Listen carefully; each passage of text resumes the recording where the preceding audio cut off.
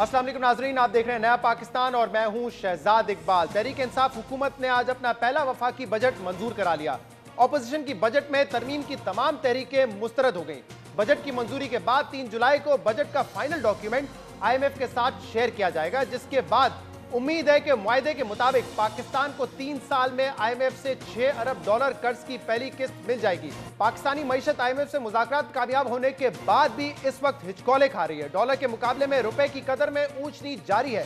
Stock market मुसलसल गिर रही है, महंगाई में इजाफा हो रहा है, लेकिन उम्मीद की जा रही है कि IMF से मुआहदा होने के बाद गैर यकीनी की सूरत हाल खत्म होगी और मईशत इस्तेकाम की जानिब बढ़ेगी। आज army chief general Qamar Javed Bajwa ने नेशनल डिफेंस यूनिवर्सिटी में कौमी माशी सूरत हाल पर सेमिनार से खिताब में हुकूमत के सख्त माशी फैसलों की हिमायत करते हुए कहा, माशी इस्तेकाम के बगैर खुद मुख्तारी का तस्वुर बेमायनी है। हुकूमत के मुश्किल फैसलों को कामयाबी से हिमकनार करने के लिए सबको जिम्मेदारी अदा करना होगी। आर्मी चीफ ने कहा कि माजी में हम मुश्किल फैसले करने से कतराते रहे, मुश्किल फैसले ना करने से मुश्किलात बढ़ी, मगर मौजूदा हुकूमत ने तवील मुद्दती फवायद के लिए मुश्किल और नतीजा खेज फैसले किए हैं। मुसल्लह अफवाज ने भी सालाना दिफाई बजट में इजाफा ना लेकर मुल्क की मईशत को बेहतर बनाने में अपना किरदार अदा किया है। आर्मी चीफ ने कहा कि मुल्क नहीं बल्कि खित्ते तरक्की करते हैं और खित्ते की तरक्की के लिए इलाकाई राब्तों को फरोग देना होगा। ये बात अहम है कि मुल्क की सियासी क़यादत की तरह अस्करी क़यादत भी रीजनल कनेक्टिविटी और बाहमी तरक्की की बात कर रही है, जो माजी में मुमकिन नहीं हो सका। इस बजट में हुकूमत ने टैक्स वसूली से मुतल्लिक कुछ मुश्किल फैसले किए हैं। टैक्स के शोबे और इदारों में इस्लाहात लाने का भी फैसला किया गया है। हुकूमत ने इस साल बजट में 5,500 अरब रुपए टैक्स इकट्ठा करने का हदफ मुकर्रर किया है। ये बड़ा और मुश्किल चैलेंज है। इसके अलावा हुकूमत ने 1.5 माह पहले एसेट डिक्लेरेशन स्कीम का भी ऐलान किया था, जिससे हुकूमत को काफ़ी उम्मीदें थी कि लोग इस स्कीम से फ़ायदा उठाकर अपने असासों को जाहिर करेंगे और टैक्स नेट में शामिल होंगे, मगर अब तक की इतलात के मुताबिक इस स्कीम का रिस्पांस कुछ खास नहीं है। वज़ीर आज़म इमरान खान और इनकी माशी टीम इस स्कीम को लेकर ये कहती रही थी कि 30 जून तक ये स्कीम रहेगी और इसके बाद इसकी तारीख में तौसील नहीं होगी, मगर कल सरकारी टीवी को इंटरव्यू में वज़ीर आज़म इमरान खान ने इशारा दिया है कि लोगों के दबाव की वजह से स्कीम की मोहलत में तौसी की जा सकती है और इस हवाले से इनकी माशी टीम अगले 48 घंटे में प्रोग्राम लेकर आएगी। की एक मेंटालिटी है कि हम आखिरी वक्त पर सब कुछ करते हैं। अब एकदम प्रेशर आ गया है, लोग अब कह रहे हैं कि हम इसका एसेट डिक्लेरेशन का फ़ायदा उठाना चाहते हैं। इसके लिए अब मैं सोच रहा हूँ, क्योंकि मुझे भी अब प्रेशर पड़ा हुआ है कि इतने लोग कहते हैं जी टाइम बड़ा कम आ गया, हम रजिस्टर होना चाहते हैं कि किसी तरह लोगों के लिए आसानी हो, रजिस्टर कर लें और 30 जून की डेट के बाद भी वो फिर इसका फ़ायदा उठा सकें। तो इसके ऊपर अब हम अगले 48 घंटे में कोई प्रोग्राम लेके आएंगे जी। वज़ीर आज़म बात कर रहे हैं कि एसेट डिक्लेरेशन स्कीम की जो 30 जून की तारीख है उसमें तौसी हो सकती है, दबाव है, वो चाहते हैं कि ज़्यादा से ज़्यादा लोग इस स्कीम का फ़ायदा उठाएं। लेकिन इसी इंटरव्यू में उन्होंने इनडायरेक्टली इस बात का एतराफ़ किया है कि अब तक जो रिस्पॉन्स आया है वो हौसला अफजा नहीं है, लेकिन आखिरी 2 दिन में वो कह रहे हैं कि हमारी जो नेचर है, ऐसा लगता है कि आखिरी 2 दिन में इसका रिस्पॉन्स जो है वो बेहतर आएगा। 4 रोज़ पहले जियो के साथ जो ट्रांसमिशन थी इस एसेट स्कीम को लेकर, उसमें वज़ीर आज़म ने कहा था कि 30 जून से इस डेट को आगे नहीं किया जा सकता। हम चाहते हैं कि सारे अवेल करें इसको, ये जो हमारी स्कीम है। मैं ये भी चाहता हूँ कि अगर लोगों को, मुझे कई मैसेजेस आए कि जी हमारे पास टाइम नहीं, डेट एक्सटेंड कर दें। अगर आपके पास टाइम नहीं है, आप अभी रजिस्टर कर लें और कहें कि मैं बाद में किस्तों में दे दूंगा, आपके लिए आसानी पैदा करेंगे, लेकिन 30 से पहले रजिस्टर कर दें। आप ये कह रहे हैं कि ये फाइनल है, 30 जून के बाद ये स्कीम जो है इसमें कोई एक्सटेंशन नहीं होगी? देखिए वो हम कर नहीं सकते। हाँ, मैं 30 जून के बाद अगर एक्सटेंड किया और फिर अगर ये भी लोगों को हुआ कि फिर जी एक और स्कीम मिल जाएगी, एक और स्कीम नहीं मिलने लगी। वज़ीर आज़म ने यह कहा था कि 30 जून से डेट को आगे नहीं बढ़ाया जा सकता।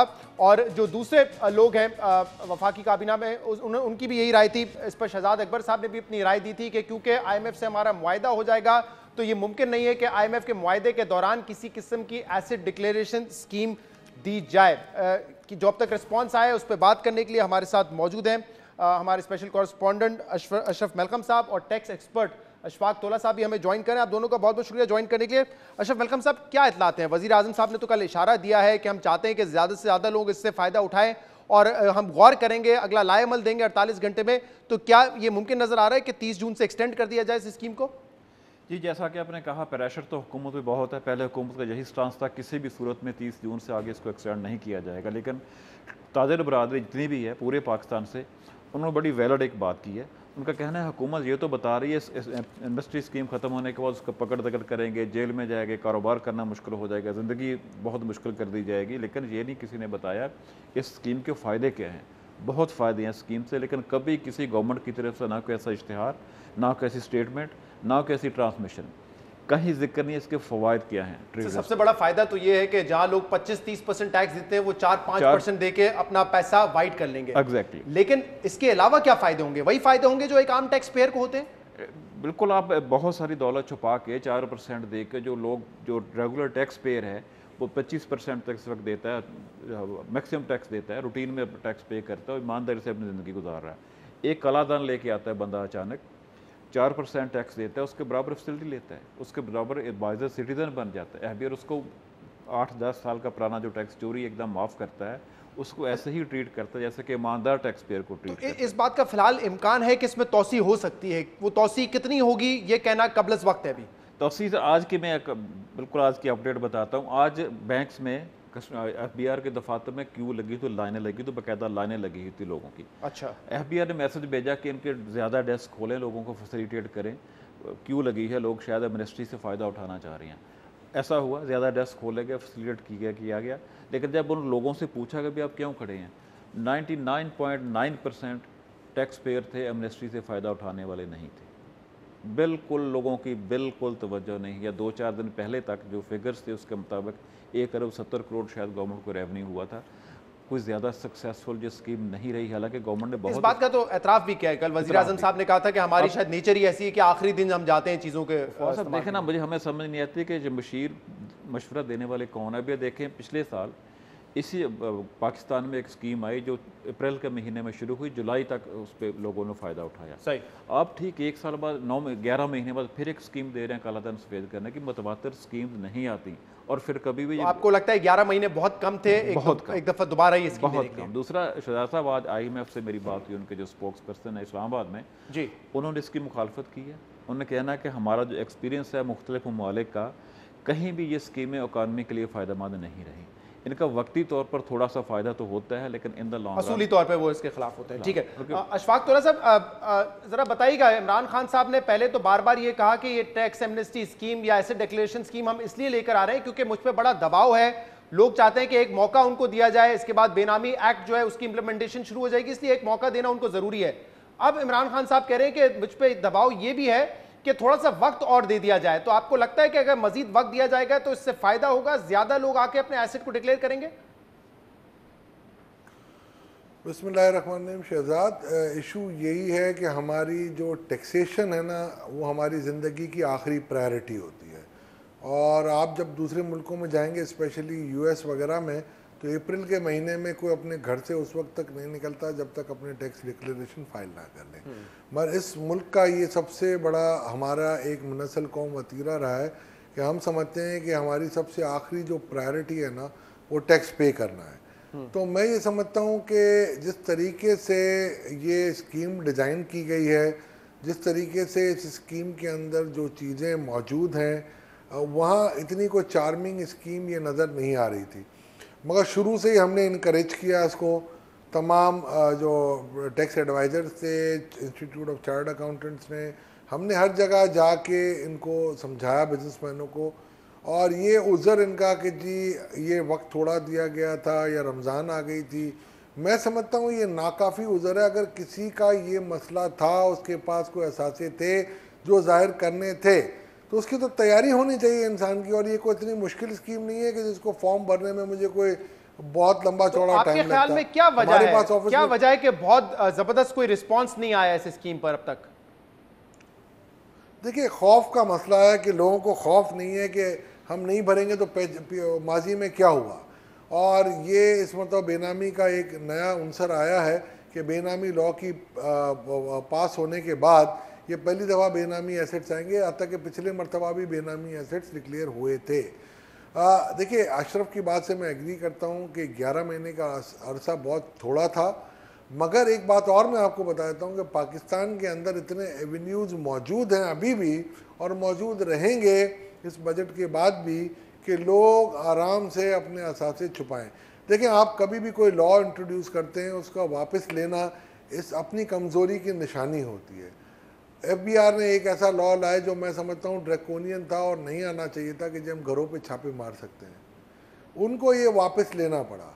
300 रुपये उन्होंने कहा जी हम किसानों को वो टैक्स लगाएंगे जो कंपनियां देंगी और एडजस्ट करेंगी। तो अशफाक साहब, इसमें ये कहा जा सकता है कि जिन लोगों ने अपने एसेट्स को डिक्लेयर करना था वो इससे मुस्तफीद हो चुके हैं 2018 की स्कीम में, तो शायद इतने पोटेंशियली नहीं हो, इतने लोग ही ना हो बचे हो जो कि अब अपने एसेट को डिक्लेयर करना चाहते हैं, ये कहा जा सकता है। देखें, इसमें आपकी बात पार्शली दुरुस्त है। बाज़ औक़ात ऐसा भी हुआ था कि लोगों को इस बात का अंदाज़ा नहीं था कि जो 2016 में जो आपने साइन किया था OECD का और उसकी जो आप फर्स्ट सिग्नेटरी 17 में बन गए कि पहले बैच में आएंगे कि ऑटोमेटिक एक्सचेंज ऑफ इंफॉर्मेशन में क्या इत्तलात आ सकती है। अब वो ऑटोमेटिक एक्सचेंज ऑफ इंफॉर्मेशन से आ रही हैं और जो लोग, जो थोड़े बहुत लोग जो फॉरेन एसेट्स होल्ड करते थे और वो जो रह गए थे पिछली स्कीम में, वो उसका इस्तेफादा ज़रूर हासिल कर रहे हैं। वो इसलिए कर रहे हैं कि उनकी जायदादें बच जाएँ। मगर मसला ये नहीं है, मसला ये मेरी लोकल इकॉनमी का है जहाँ पर मेरी पैरेलल इकॉनमी है वो 39,000 या 40,000 अरब की है जितनी मेरी इकॉनमी है।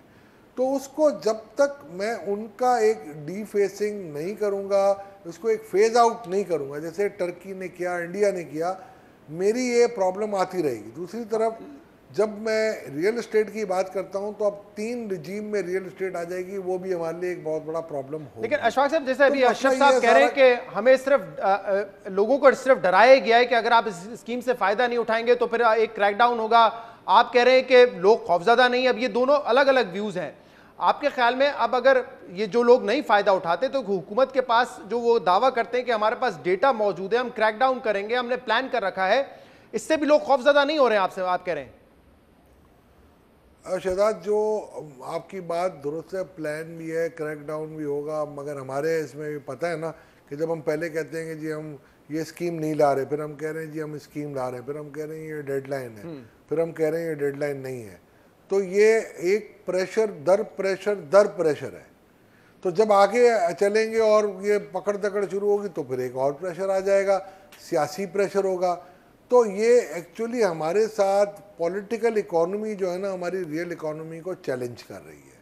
और मैं ये समझता हूँ, देखें, हम ना अपना कोई इकोनॉमिक सिस्टम ठीक कर पा रहे हैं, ना हम अपना कोई पॉलिटिकल सिस्टम ठीक कर पा रहे हैं। बिकॉज़ अशरफ साहब की अशरफ साहब, जैसे वो कह रहे हैं कि तारीख हम बदलते हैं, पहले कहा कि डिक्लेरेशन स्कीम नहीं आएगी, फिर स्कीम भी आ गई, तो लोगों को शायद अब वो एतमाद नहीं है, लोग शायद इतना खौफजदा नहीं हो रहे इस बात से कि पहले भी बहुत दफ़ा क्रैकडाउन का कहा है, कुछ नहीं हुआ। अब भी शायद लोग इस गलत फहमी में मुब्तला है कि मईशत क्योंकि कमज़ोर है तो बिजनेस कम्युनिटी पे कोई बहुत बड़ा क्रैकडाउन अफोर्ड नहीं कर सकती हुकूमत। ये शायद गलत फहमी है इस वक्त। इसमें सर मैं थोड़ी सी वजाहत कर दूं। 2 चीज़ें हैं कि हमारे एक ट्रेडिशन है पाकिस्तान में, टैक्स पेयर है जो एमनेस्टी से फ़ायदा उठाने वाले आखिरी दिनों में आते हैं, बहुत रश के साथ आते हैं। अभी 3 दिन पड़े हैं। 3 दिन पहले प्राइम मिनिस्टर की तरफ से ये ऐलान होना कि शायद हम कर दें, हम पे प्रेशर है, हम सोच रहे हैं 48 घंटे में फ़ैसला लेंगे, ये भी एक नेगेटिव चीज़ गई। दूसरी जो मोस्ट इंपॉर्टेंट थी, सबसे अहम चीज़ है, इस वक्त हुकूमत कहीं माजरत के साथ नज़र नहीं आ रही। हुकूमत स्ट्रॉन्ग हो, स्ट्रिक्ट हो, ऑटोमेटिक डर होता है, खौफ होता है, बेनिफिट्स देने वाले आते हैं, बिल्कुल आते हैं। अभी लोगों को यकीन है कि ये हुकूमत कुछ नहीं कर सकती। बहुत गलत मैसेज चला गया, डर का खौफ नहीं है लोगों पे, लोग समझते हैं कुछ नहीं होगा इनसे, कुछ नहीं होगा। अशफाक साहब, आपने एक बड़ी इंपॉर्टेंट बात कही कि पाकिस्तान में तो तरजीह ही नहीं है कि टैक्स अदा करना है। दूसरे ममालिक में सबसे इंपॉर्टेंट यही होता है कि आपने कितनी आपकी इनकम है और उस पर आपने कितना टैक्स दिया है। लेकिन अब ये टैक्स एमनेस्टी स्कीम पे हमने देखा इमरान खान साहब ने 1 से ज़्यादा मरतबा बात की, टैक्स देने पे वो बार बार बात कर चुके हैं कि अगर मुल्क में आवाम टैक्स नहीं देगी तो ये मुल्क आगे इस तरह चल नहीं सकेगा, फिर हमें कर्जों पे इस मुल्क को चलाना पड़ेगा। अब आपको लगता है कि ये कोशिश है कि जो रिफॉर्म्स भी हमने इस बजट में किए हैं और ये बार बार जो बात हो रही है टैक्स अदा करने की, तो उसको एक बतौर तहरीक या एक कैंपेन की हम शक्ल देते जा रहे हैं, और अगर ये करने में हम कामयाब हो गए तो इससे शायद फायदा हो? शहजाद बिल्कुल ठीक कह रहे हैं, मगर मुझे एक चीज़ मैं प्राइम मिनिस्टर साहब से आपके प्रोग्राम के तवज्जुह से ये सिर्फ मैं पूछना चाह रहा हूँ, एक आम शहरी के और एक टैक्स कंप्लायंट शहरी की हैसियत से, कि मुझे वो बताएं कि हमारी मईशत का 20% हिस्सा ज़रात पे है हम अपनी, और वो ज़राअत हमें सिर्फ 4 सूबों में, ये सूबाई मामला है मुझे भी पता है, 4 सूबों में इतनी बड़ी 20% की ज़राअत हमें 4 अरब रुपए का टैक्स देती है।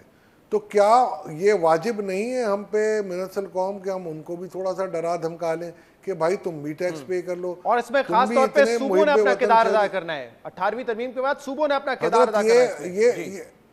नहीं, ये इसके अलावा देखिए मैं आपको बताता हूँ, ट्रेडर 4 अरब दे रहा है, मगर बात सिर्फ इतनी है कि वैल्यू चेन के लिए जो इस मरतबा उन्होंने इकदाम किए हैं, इस बजट में आपको प्रोफेशनलिज्म की झलक नज़र आ रही है। और मैं शुक्रगुजार हूँ उस हुकूमत का कि उन्होंने मुझे एनॉमली कमेटी का चेयरमैन बनाया। जब मैंने एनॉमली देखने की कोशिश की तो बजट में नहीं मिली, और 147 मेरे पास रिप्रेजेंटेशन आए ग्रीवियंस रिड्रेसल के, और इसमें मोस्टली कॉमन पॉइंट ये थे कि मुझे टैक्स नहीं देना। वो इसलिए था, और जब भी बात करते थे हम किसी से तो वो ये कहते थे कि जी हमें सताया जा रहा है और हमें ये कहा जा रहा है कि मौत के फरिश्ते को घर का दरवाजा जो आपके पास आई हैं, जो शिकायत लेके आए हैं, वो बेसिकली शिकायत ये कि हमें टैक्स नहीं देना है। नहीं देना, हमें बचाओ, ये खौफ का आलम है। सही। देखिए असल में हो क्या रहा है यहाँ पर। ठीक है अशफाक साहब, मेरे पास वक्त कम रह गया, बहुत बहुत शुक्रिया आपने हमें ज्वाइन किया। अशरफ मलकम साहब, मैं सिर्फ आपको एक चीज कहना चाहूंगा, मुकम्मल कर लीजिए जी, इसमें कि देखिए हमारी इकनॉमी जो है ना, उसको इकॉनमी के तरह चलाएं, ईगोनॉमिनी की तरह ना चलाएं। इकोनॉमिक्स अगर चलेगी तो इकोनॉमिक्स को दफन करना पड़ेगा हमें, और हमें पॉलिटिकल स्टेबिलिटी लानी पड़ेगी, जब ही हम तरक्की कर पाएंगे। बहुत बहुत शुक्रिया अशफाक तौला साहब और अशरफ मलकम साहब ने हमें ज्वाइन किया। हम अपने प्रोग्राम में पहले भी ये बात कर चुके हैं कि अवाम अक्सर ये कहती है या ये सोचती है कि कोई आएगा और शायद मुल्क के हालात बदल देगा। ऐसा होगा नहीं। हर किसी ने अपनी जिम्मेदारी पूरी करनी है, और सबसे बड़ी जिम्मेदारी अगर आपने इकॉनमी को दुरुस्त करना है तो वो टैक्सेस हैं। आपने अपना टैक्स अदा करना है। अगर आप अपना टैक्स नहीं देते या आपने इस स्कीम का फायदा नहीं उठाया, अपने एसेट्स को अभी तक डिक्लेयर नहीं किया है, तो फिर आपका शिकवा नहीं बनता किसी से कि फला हुक्मरान आया और उसने मुल्क के हालात ठीक नहीं किए। प्रोग्राम में शामिल करेंगे एक ब्रेक, और उसके बाद हम मजीद बात करेंगे।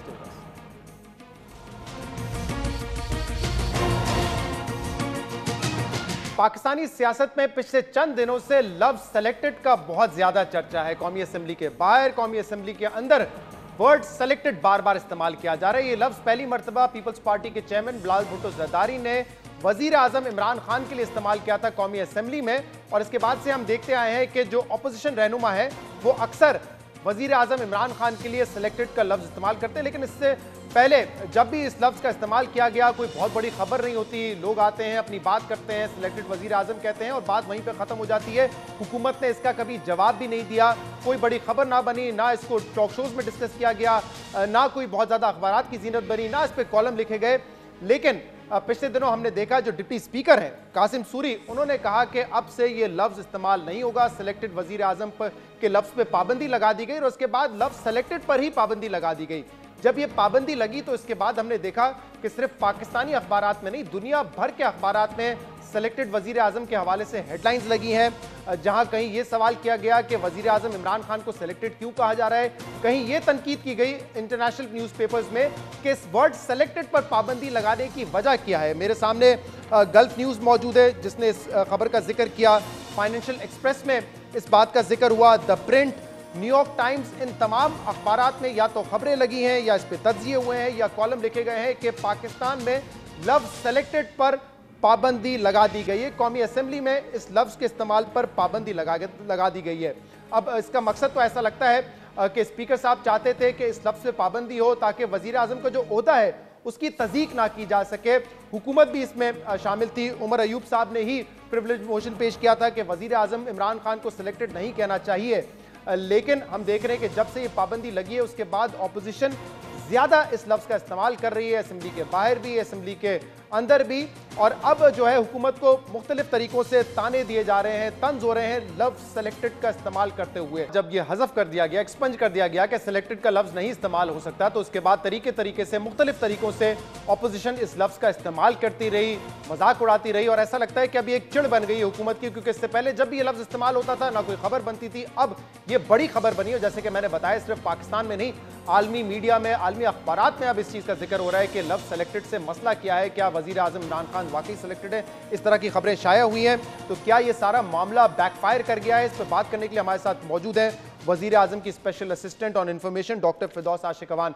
डॉक्टर साहब बहुत बहुत शुक्रिया वक्त देने के लिए। अब आप लोगों की सोच तो शायद ये थी और स्पीकर साहब की भी सोच ये थी कि इस लफ्ज को हज़फ कर दिया जाएगा ताकि इसका इस्तेमाल ना हो, लेकिन हम देख रहे हैं जब से इस लफ्ज को हज़फ किया गया है ऑपोजिशन ज्यादा इसका इस्तेमाल कर रही है। तो आप समझती हैं कि ये जो किया गया इससे फायदा हुआ है आपको, इससे आप प्रोटेक्ट करने में, वजीर आजम का जो इमेज है उसको प्रोटेक्ट करने में कामयाब है या इससे नुकसान ही हो रहा है? बिस्मिल्लाहिर्रहमानिर्रहीम। शहजाद, ये ना तो वज़ीर आज़म की ख्वाहिश थी और ना ये हुकूमत के ईमा पे पार्लियामेंट में डिप्टी स्पीकर ने जो रिमार्क्स देते हुए वहाँ पे ये अल्फाज जो थे उनको कार्रवाई से हज़फ किया, तो ये इस्तेहकाक उस पार्लियामेंट के स्पीकर का है। वो कोई भी अल्फाज जो हैं वो कार्रवाई से हज़फ कर सकते हैं, उस पर पाबंदी लगा सकते हैं।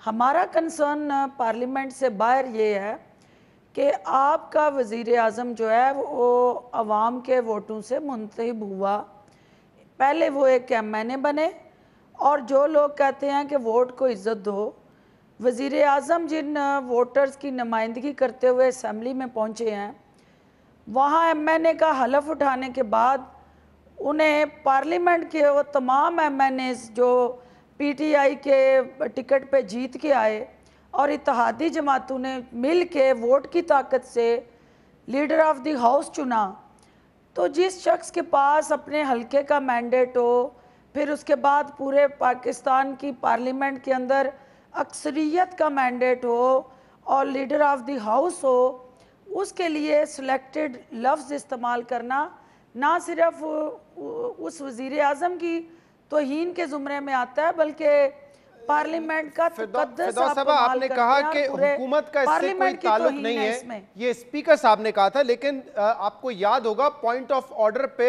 उमर अयूब जो कि वफाकी वजीर हैं, उन्होंने कहा कि मैं प्रिविलेज मोशन पेश करना चाहता हूं और उन्होंने ये कहा था कि सिलेक्टेड प्राइम मिनिस्टर को कहने को बंद करवाया जाए, जिसके बाद ये रूलिंग दी गई थी डिप्टी स्पीकर की जानिब से। तो वफाकी हुकूमत ने खुद ये पेश किया था प्रिविलेज मोशन। देखिए, आपने ये कहा कि हुकूमत के ईमा पे प्रिविलेज मोशन कोई भी मेंबर ला सकता है और उसका पार्लियामेंट का हिस्सा होना ज़रूरी है। स्पीकर की इस्तेहकाक होती है कि वो उस प्रिविलेज मोशन को लेकिन मैंने यही कहा ना कि हुकूमत का ये फैसला कि इस लफ्ज़ को बैन कर दिया जाए, हुकूमत की ख्वाहिश का इज़हार करना, क्या इससे फायदा हुआ है कि नुकसान हुआ है? क्योंकि मैं आपको बताता हूँ फिरदौस हाशिर कमान साहब, इस पर एतराज़ आपको हो सकता है जब ये बात बिलावल भुट्टो करते हैं, शहबाज शरीफ या कोई और मेंबर करता है, लेकिन ये बात एक अरसे से हो रही थी, लेकिन वो बात होती थी, ख़त्म हो जाती थी, उस पर कोई खबर नहीं बनती थी, उस पर कोई कॉलम नहीं लिखे जाते थे। यहाँ तो हम देख रहे हैं कि इंटरनेशनल मीडिया में अब ये सवाल उठाया जा रहा है कि इस लफ्ज़ को बैन क्यों किया गया है, कि आप prime minister Imran Khan selected हैं। चाहे आप गल्फ न्यूज़ उठा के देखें, न्यूयॉर्क टाइम्स में इस पर आर्टिकल आए, तो इसको तो आपने एक ग्लोबल खबर बना दिया है इस लफ्ज़ को बैन करने के बाद।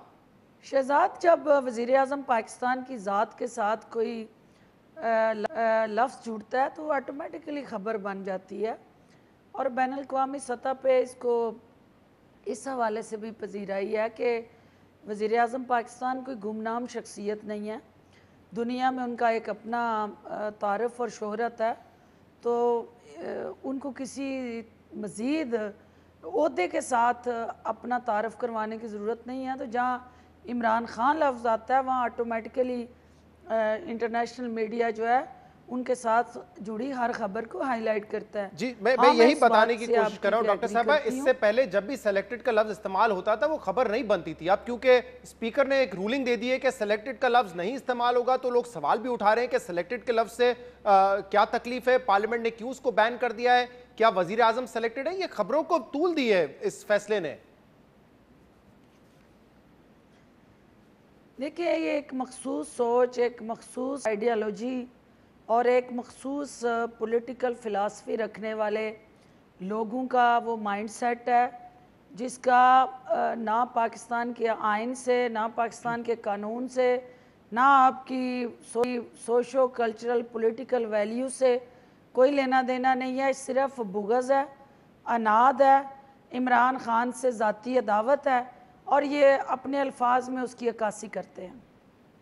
लेकिन फिरदौस साहब, अब बात आप कह रहे हैं कि ये लफ्ज़ पार्लियामेंट में नहीं अदा होने चाहिए, तमाम जो वहाँ पे लोग हैं वो इलेक्ट होकर आते हैं, वज़ीर आज़म का मनसब यकीनन उसकी रिस्पेक्ट होनी चाहिए, लेकिन दूसरे मेंबरान भी वोट लेकर आए हैं, किसी ना किसी इलाके को रिप्रेजेंट करते हैं, अवाम को रिप्रेजेंट करते हैं, लेकिन आप ही के मेंबर असेंबली जो है वो खड़े होकर कहते हैं कि फलाना चोर है, फलाना करप्ट है, तो ये कहना भी क्या गलत नहीं होगा फिर?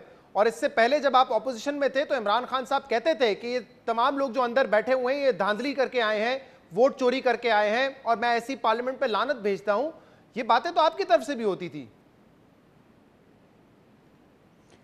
देखिए, बात यह है कि इमरान खान साहब इस पार्लियामेंट में आने से पहले, पब्लिक ऑफिस होल्डर होने से पहले, सुप्रीम कोर्ट ऑफ पाकिस्तान से सादक और अमीन होने का सर्टिफिकेट लेके आए हैं। पाकिस्तान के किसी सियासतदान को ये एजाज़ हासिल नहीं कि वो पब्लिक ऑफिस होल्डर बाद में बना हो, उसके ऊपर जो है पाकिस्तान की सबसे बड़ी अदालत उसको सादक और अमीन होने का टाइटल दे, और ये एजाज़ वज़ीर आज़म इमरान खान को हासिल है। अब जो जिस तरफ आप इशारा कर रहे हैं, देखें, एक 2/3 अक्सरियत थी जिस पे 4 हलकों से के खोलने की बात हुई, धरने हुए, एहतजाज हुआ और वो 4 हलके खोलने के हवाले से पेशरफ्त हुई। अभी जितना भी जो सिलेक्शन का लफ्ज़ इस्तेमाल करने वाले हैं और इलेक्शन को धांधली ज़दा कहने वाले हैं, पूरे पाकिस्तान में किसी एक जगह उन्होंने उन जो इंतहाबी उज़रदारियाँ हैं उसमें किसी जगह भी किसी एक हलके में उन्होंने शिकायत दर्ज कराई है कि यहाँ ये बात आपकी दुरुस्त है, किसी ना किसी फोरम पे ये डिसाइड होना है जिसके लिए आप लोगों ने एक पार्लियामानी कमेटी भी बनाई है। इसलिए मैं कह रहा हूं कि उस फोरम को ये डिसाइड करने दीजिए कि क्या वजीर आजम सेलेक्टेड है, इलेक्टेड है, वो फोरम डिसाइड कर लेगा करप्शन हुई है या धांधली हुई है या नहीं हुई है। लेकिन महज ऑपोजिशन की बातों पर इस तरह बैन लगाना, मेरे ख्याल से इससे तो उल्टा नुकसान हो रहा है। जैसे मैंने कहा कि आप लोग खड़े होकर कहते हैं कि फलाना मेंबर चोर है, फलाना चोर है, जबकि उस पर चोरी साबित नहीं हुई अब तक, तो फिर क्या ये भी गलत नहीं होगा? क्या ये भी उस अवाम के जिसने मैंडेट लेके भेजा है, जिन्होंने वोट देके भेजा है, उनकी तौहीन नहीं होगी क्या फिर? क्या वज़ीर आज़म साबका जो है नवाज शरीफ साहब, उन पे चोरी साबित नहीं हुई? नहीं, मैं तो इस वक्त उन लोगों की बात कर रहा हूं जो कि असेंबली में बैठे हुए हैं, जो असेंबली में बैठे हुए हैं, उन पे तो नहीं साबित हुई ना, इसीलिए तो वो असेंबली का हिस्सा है, वरना तो वो नाअहल हो चुके होते। आपके लोग उनको भी कहते हैं ना, तुम चोर हो, तुमने करप्शन किया, तुमने चोरी की है। एक आपका, देखिए, एक आपका अमल है और एक आपका मतलब कौल है और एक आपका फेल है। उस कौल और फेल में जो तज़ाद है वो उसकी रिफ्लेक्शन नज़र आती है, और ये पाकिस्तान के अंदर ओवरऑल सियासत के अंदर, और ख़ास तौर पे आप देख रहे हैं कि एक इंतहा पसंदी की जो सोच है वो हर पूरे मुआशरे में है। तो जब पूरे मुआशरे में एक सोच पनपती है तो उसकी झलक फिर जो है वो पाकिस्तान की पार्लियामेंट में भी नज़र आती है। तो मुआशरा जो है वो उसी से पार्लियामेंट तश्कील होती है। तो मुआशरे में जब इंतहा पसंदी और रवैयों में हर तरफ आप देखते हैं कि बर्दाश्त कम हुई है, तो ज़ाहिर है फिर पार्लियामेंट भी उसी मुआशरे से बनी है, तो उसके अंदर उसकी झलक नज़र आती है। जो मैं आपके साथ एग्री करती हूँ कि हमें पार्लियामेंट के अंदर कुछ ट्रेंड सेट करने चाहिए और पार्लियामेंट को पाकिस्तान की सोशो कल्चरल रिलीजियस वैल्यूज की अक्कास बनना चाहिए। तो कल को अगर ऑपोजिशन की तरफ से ये मुतालबा होता है कि स्पीकर साहब ये जो कहा जाता है कि चोर है, चोर के लफ्ज को भी आप हज़फ कर दीजिए, तो क्या स्पीकर साहब ये रूलिंग देंगे या देनी चाहिए उनको आपके ख्याल में? देखिए, ये तो स्पीकर का इस्तेहकाक है, ये स्पीकर साहब फैसला करेंगे, और जो पाकिस्तान के अवाम के फैसले हैं वो पाकिस्तान के अवाम को आप जो हक हासिल है, ठीक कह रही हैं, स्पीकर फैसला करेंगे, लेकिन आप इसके हक में हैं, आपके ख्याल में ऐसी रूलिंग देनी चाहिए? आपका ओपिनियन क्या है इस पर? जो आपको देता है, अगर किसी को आप सेलेक्टेड नहीं कह सकते जो कि इलेक्ट होकर आया हो, तो किसी के ऊपर अगर चोरी साबित ना हुई हो तो क्या उसको चोर कहना चाहिए? मैं उसके साथ खड़ी होंगी। देखिए, स्पीकर की रोलिंग जो भी होगी मैं उसके साथ खड़ी होंगी, मेरी अपनी कोई राय नहीं है। अच्छा, आपकी अपनी कोई राय नहीं? ये कम होता है कि फिरदौस आशिक अवान साहिबा की किसी चीज पे राय ना हो, लेकिन आप इस फैसले को तो आप समझती हैं कि दुरुस्त फैसला है, सेलेक्टेड का लफ्ज नहीं कहना चाहिए। लेकिन आपने देखा कि कल भी जब कट मोशन पेश किए जा रहे थे तो उस वक्त भी लोगों ने एक चिढ़ के तौर पे बना लिया था, तंज कर रहे थे, हर जगह पे सेलेक्ट कह के। आपके ख्याल में इससे कोई और ज्यादा नुकसान नहीं हुआ कि आप लोग चाहते थे कि लफ्ज ना अदा किया जाए, लेकिन अब हर जगह सेलेक्टेड का वर्ड इस्तेमाल हो रहा है? देखिए, मैंने आपको कहा कि ये एक मखसूस सोच की अक्कासी कर रहा है। ये लफ्ज़ जो है इसका पाकिस्तान के अवाम से कोई लेना देना नहीं। जिन्होंने इमरान खान और पाकिस्तान तहरीक इंसाफ को वोट दिया वो इस लफ्ज़ को उनसे कोई सरोकार नहीं है। वो आज भी इमरान खान को अपना मसीहा रहबर और एक कौम को मुश्किल से निकालने के लिए आखिरी उम्मीद का चिराग समझते हैं। या अपोजिशन की आओ बकार वावेले से इमरान खान या पाकिस्तान तहरीक इंसाफ को कोई फ़र्क नहीं पड़ता। कोई हाँ, फर्क उस नहीं पड़ता। हाउस की सेंटिटी, उस सौदे की जो क्रेडिबिलिटी है और जो उस सौदे की अपनी एक साख है उसको मजरूह नहीं होना चाहिए। और हमारा बहुत बहुत कंसर्न शुक्रिया, इमरान बहुत खान बहुत की शुक्रिया। जात नहीं। Special assistant to the prime minister on information doctor Firdous Ashiq Awan साहब हमारे साथ मौजूद थी। प्रोग्राम में शामिल करेंगे एक ब्रेक और इसके बाद हम मजीद बात करेंगे। स्टे विद अस।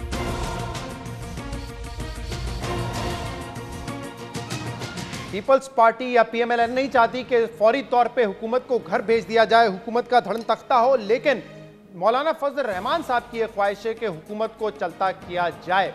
2 रोज पहले जो एपीसी हुई उसमें इस बात पर इत्तेफाक राय नहीं हो सका कि फौरी तौर पर सड़कों पर निकला जाए, कोई तहरीक चलाई जाए और वो तहरीक इस नतीजे पर पहुंचे कि मिड टर्म इलेक्शंस हो जाएं।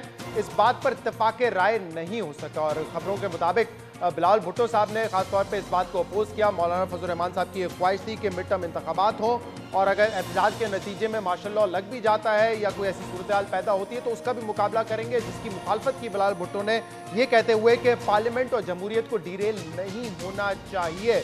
जिस बात पर इत्तेफाक हुआ है वो ये है कि 25 जुलाई को यौम सियाह मनाया जाएगा और इस बात पर भी इत्तेफाक हुआ है कि चेयरमैन सेनेट को जो है आईनी तरीके से हटाया जाएगा। अब क्या वजह है कि मौलाना फजल रहमान जो कि इलेक्शन के बाद भी इस बात के ख्वाहिशमंद थे कि मेंबर्स को हल्फ नहीं उठाना चाहिए, पार्लियामेंट नहीं जाना चाहिए, उनको मनाया पीएमएलएन और पीपल्स पार्टी ने कि हमें ऐसा नहीं करना चाहिए, सिस्टम को नुकसान होगा। अब मौलाना फजल रहमान साहब की यह ख्वाहिश है कि हालात मिड टर्म इलेक्शन की तरफ जाएं, हम सड़कों पर निकल के एहतजाज करें, लेकिन दूसरी पार्टीज इस पर राजी नहीं हो रही। इस पर बात करने के लिए हमारे साथ मौजूद है सेनेटर अतार रहमान साहब, सीनियर रहनुमाए JUIF के। बहुत बहुत शुक्रिया अतार रहमान साहब, आपने हमें ज्वाइन किया। ऑपोजिशन खासतौर पे ये तनकीद कर रही है कि क्योंकि मौलाना फजल रहमान साहब खुद इख्तिदार से और पार्लियामेंट से दूर है, इसलिए ये दूरी उनसे बर्दाश्त नहीं हो रही और इसीलिए उनकी ये ख्वाहिश है सिर्फ कि फौरी तौर पे मिड टर्म इलेक्शन हो जाए और पूरा इस वक्त सड़कों पर निकल के एहतजाज किया जाए, लेकिन जो दूसरी जमातें हैं वो आपको सपोर्ट नहीं कर रही इस पर। बिस्मिल्लाहिर्रहमानिर्रहीम। ऐसी बात बिल्कुल नहीं है कि शायद ये मौलाना फजल रहमान साहब की ख्वाहिश है। 25 जुलाई 2018 को जब रिज़ल्ट आया था तो 26 और 27 जुलाई को मुल्क की तमाम मुक़्तदर सियासी रहनुमाओं ने बैठकर ये उस वक्त भी कह दिया था कि ये जो इलेक्शन हुए हैं ये धांधली के बुनियाद पर हुए हैं, ये जो वज़ीर आज़म को बनाया जा रहा है ये सिलेक्टेड वज़ीर आज़म होगा। और उस वक्त भी हमारी राय ये थी कि हमारे इन लोगों को जो मेंबर बनाए गए हैं इस सिलेक्टेड पार्लियामेंट के, उनको हल्फ नहीं लेना चाहिए। हमारी राय तो उस वक्त भी ये थी और उस वक्त भी हम ये कह रहे थे कि ये दांधली ज़दा इलेक्शन है। तो ये उस वक्त सिर्फ मौलाना साहब की राय नहीं थी, उस वक्त तमाम सियासी रहनुमाओं की राय थी। अवाम ने वोट दिया है और बाकायदा एक कमेटी बनी है पार्लियामेंट में जो कि इस बात का फैसला करेगी कि क्या धांधली हुई है इलेक्शन में या नहीं हुई। किसी ना किसी फोरम पे ये बात को डिसाइड होना है। जैसे तहरीके इंसाफ इल्जाम लगाती रही और यहाँ पे कंटेनर पे एहतजाज करती रही, लेकिन बाद में जब कमीशन का फैसला आया कि कोई मुनज़्ज़म धांधली नहीं हुई है तो तहरीके इंसाफ को पीछे हटना पड़ा। किसी ना किसी फोरम पे डिसाइड तो होने दें। आप लोगों ने तो ये किया है कि उस पार्लियामानी कमेटी से अपने ऑपोजिशन के लोगों को हटाने का फैसला कर लिया है। तो क्या उस कमेटी का कोई इजलास हुआ है? उस कमेटी ने कोई इकदाम किए हैं? क्या उस कमेटी को कोई मवाद फराहम किया गया? उस कमेटी के टीओआरस ऑपोजिशन की तरफ से तैयार करके दिए गए हुकूमत को? नहीं, तो क्या हुकूमत की उस कमेटी का कोई इजलास हुआ है जिसमें अपोजिशन तो को कोई राय दे सके? आप इस बात पे दबाव डालते ना कि उसका इजलास करें, टीओआरस पर जल्द से जल्द फैसला करें, ऑपोजिशन अपने टीओआरस देती है, उस कमेटी का मामलात को आगे बढ़ाते हैं। इसी दबाव के तहत जब हमने इसी दबाव के तहत जब हमारी अपोजिशन कहती है हम इस्तीफे देंगे तो ये एक प्रेशर है ना। इसीलिए तो हम कह रहे हैं कि ये लोग नहीं चाहते कि इस तरह की बातें हों। और फिर इस वक्त जो इक़दामात हो रहे हैं इससे हटकर कि जो गरीब आवाम के साथ हो रहा है, इस तरह कहना तो बहुत आसान है, लेकिन जब गरीब के घर में चूल्हा नहीं जलता, जब उसके घर में खाने को कुछ नहीं होता, जब एक मजदूर रात को खाली हाथ घर लौटता है जिसके बच्चे उसके मुंतज़िर होते हैं, उस वक्त उस मजदूर से पूछा जाए, उन बच्चों से पूछा जाए, उन लोगों से पूछा जाए कि आप लोगों ने क्या इनको वोट दिया था? तो हमारे अताउर वोट रहमान टर्न साहब, क्या अगर था आप और कह इन रहे हैं कि लोगों की तमाम प्रगति सियासी थी। जमातें एक पेज पर हैं, तो फिर फैसला क्यों नहीं हो सका? वहां पे क्यों ये नौबत आई कि बिलावल भुट्टो साहब ने फैसला सख्ती हुआ से है, अपोज किया? फैसला फजल रहमान हुआ साहब को? है, आप देखेंगे फैसला हुआ है और आप देखेंगे कि 25 जुलाई को जो एहतजाज का ऐलान हुआ है और उसके बाद सेनेट के चेयरमैन, नया चेयरमैन लाने का जो फैसला हुआ है, ये आप देखेंगे कि किस तरह इस बिल्डिंग से आहिस्ता आहिस्ता एक एक ईंट सिरक रही है। मुश्किल फैसले बजट में ले लिए गए और आज कहा गया कि ये मुश्किल फैसले लिए गए हैं जिससे फायदा होगा, तो इसमें कोई बुराई की तो कोई बात नहीं। क्या अगर फायदा होगा? अगर फायदा किसको होगा ये तो बतलाएं कि फायदा किसको होगा? आज तो गरीब बजट मर पास रहा है, हुआ है, गरीब तो आज खत्म तो हो बजट रहा है। पास हुआ है, अगर फायदा उसमें कुछ किसको रिफॉर्म्स होगा? दिए गए हैं तो उसका फायदा तो आगे जाके होगा ना। मुश्किल फैसले लेंगे तो वो वक्ती तौर पे इसका किसको होगा? यानी आवाम को इन्होंने होगा, तो मुल्क को 3 होगा और बजट पहले किसको भी होगा? पेश किए हैं, तीन बजट ये पहले भी पेश कर चुके हैं। और इस तरह का बजट लाने के बाद इससे ये उम्मीद रखना कि शायद इससे कोई फायदा होगा, मेरे ख्याल में ये सिर्फ अपने आप को धोखा देने वाली बात है। और आपके इत्तेहादी अपने नून कौम लीग के ने इस आंखों मुल्क में के धूल 6 बजट झोंकने वाली पेश किए हैं। बात है। सर 2013 से लेकर 2018 तक आप लोगों ने 6 बजट पेश किए और 6 बजट पेश करके वजीर आजम, साबिक वजीर आजम शाहिद खाकान अब्बासी और मिफ्ता इस्माइल साहब कहते हैं कि इलेक्शन के फौरी बाद हमें IMF के पास जाना चाहिए था। तो ये कैसे 6 बजट थे आपके, जिसके बाद आप खुद कहते हैं कि IMF के पास हमें जाने की जरूरत है? 6 बजट आने के बावजूद आपकी रुपए की कीमत 104 या 5 तक गई थी, आज वही 165 से ऊपर जा रहा है। अभी बजट पेश हुआ है तो ये किस चीज़ का इंदिया मिल रहा है, किस चीज़ की बातें हो रही हैं कि अभी बजट आज पास हुआ है और पैसा एकदम गिर गया 2 दिन पहले। तो एक दिन के अंदर पैसे का गिर जाना, रुपए का गिर जाना, ये आप कह रहे हैं कि इसके नताइज बाद में आएंगे? नतीजा तो पहले आ गया है। अताउर रहमान साहब, कि अगर दूसरी ये जमातों बजट ने जो है आपको- ये रिजेक्ट किया जा चुका है। दूसरी जमातें अगर मिड टर्म इलेक्शन की तरफ या इस्तीफे की तरफ आगे नहीं बढ़ती तो आप लोगों की, जो आपकी अपनी जमात है, क्या आप अपने अरकान से इस्तीफा ले लेंगे और बाहर आ जाएंगे या ऑपोजिशन के साथ ही चलेंगे? देखिए, हमने जिस इशू को उठाया हुआ है वो है तहफ़्फ़ुज़ नामूस रिसालत का इशू, और तहफ़्फ़ुज़ नामूस रिसालत के इशू पर और सहाबा किराम के नामूस पर हम पहले से 12 मिलियन मार्च कर चुके हैं और जमीयत उलमा इस्लाम उसी पर चल रही है। और जिस दिन जमीयत उलमा इस्लाम की क़ियादत ने इस्लामाबाद की कॉल दी तो ये गवर्नमेंट, ये सिलेक्टेड वज़ीर आज़म, ये उसमें खस व खाशाक की तरफ बहते हुए नजर आएंगे, फिर शायद उनको संभालना बड़ा मुश्किल हो जाएगा। बहुत बहुत शुक्रिया, बहुत बहुत इनके लिए शुक्रिया। भी सेनेटर अताउर रहमान साहब हमारे साथ मौजूद है। आज के प्रोग्राम में इतना ही। इसका फीडबैक आप हमें दे सकते हैं सोशल मीडिया पर। इजाजत दीजिए, अल्लाह हाफिज।